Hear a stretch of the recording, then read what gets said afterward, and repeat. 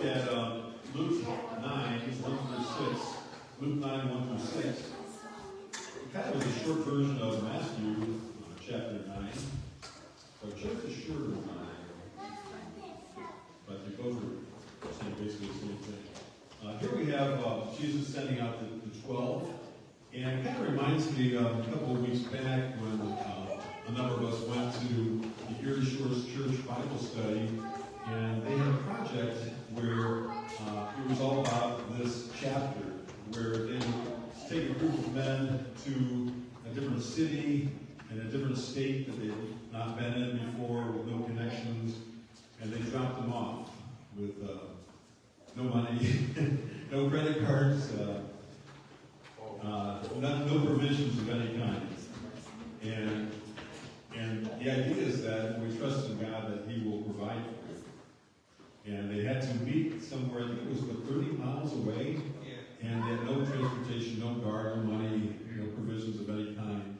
And so they had to work totally in faith. And every one of them had a fantastic story that next day when they did reconvene as a group. And there were miracles that took place. All the things that Jesus sent His disciples out. All 12 of them, including Judas. So let me read this from Luke 9, 1 through 6. When Jesus had called the 12 together, He gave them power and authority to drive out all demons and to cure diseases. And He sent them out to proclaim the kingdom of God and to heal the sick. He told them, take nothing for the journey, no staff, no bag, no bread, no money, no extra shirt. Whatever house you enter, stay there until you leave that town. If people do not welcome you, leave their town and shake the dust off your feet as a testimony against them. So they set out and went from village to village, proclaiming the good news and healing people everywhere.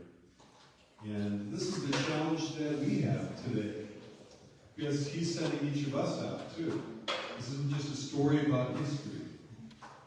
Jesus sends each one of us out into our own mission fields, the people that we're around, the workplaces that we're in. Wherever we are, that's our mission field.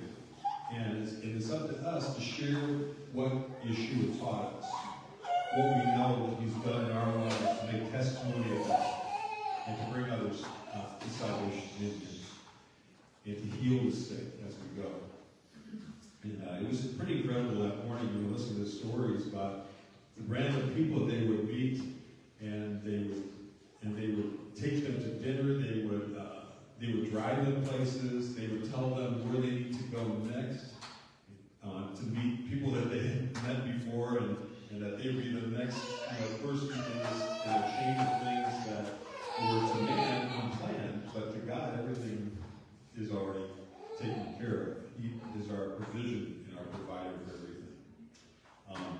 And I think it's interesting too that in that mission, it's not always going to be fun. Sometimes we're going to run into people that don't want to hear us.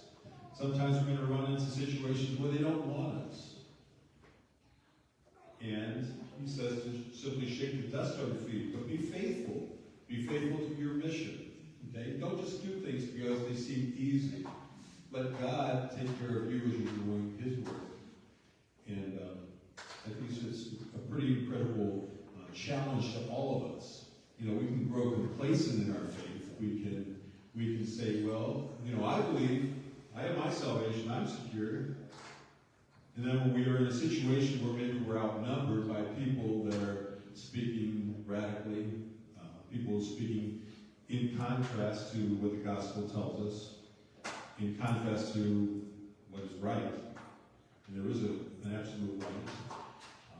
We can sometimes shy away because we don't want to rock the boat, but we need to rock the boat.